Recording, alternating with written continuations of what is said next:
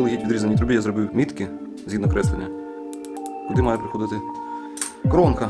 І зараз треба настроїти вильот труби. Ну так буде нормально, тому що вона буде розбивати.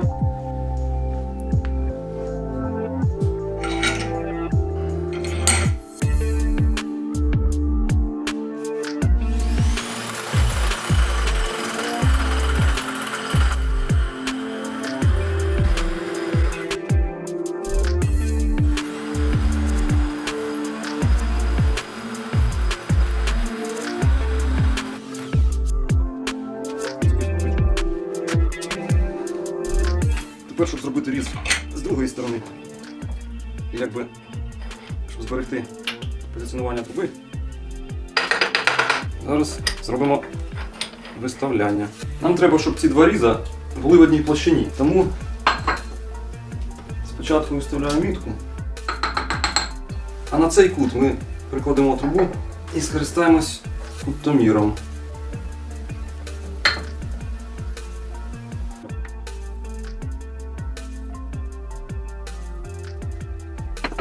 Приступаємо до процесу трубогризіння.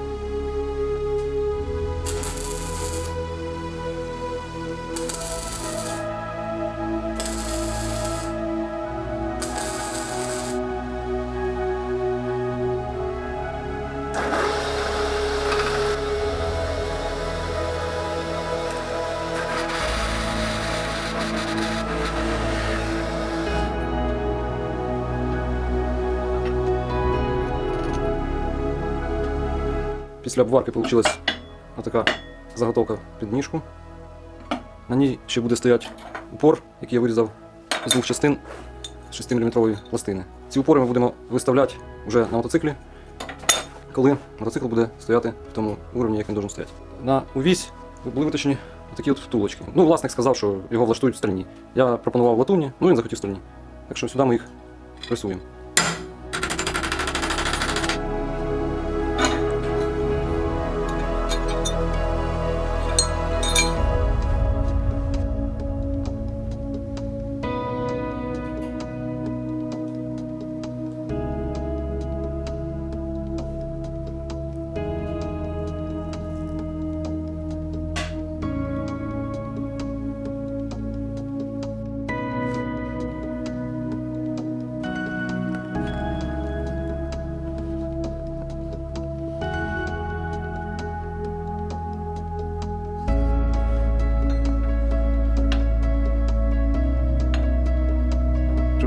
Виставити і прихватити.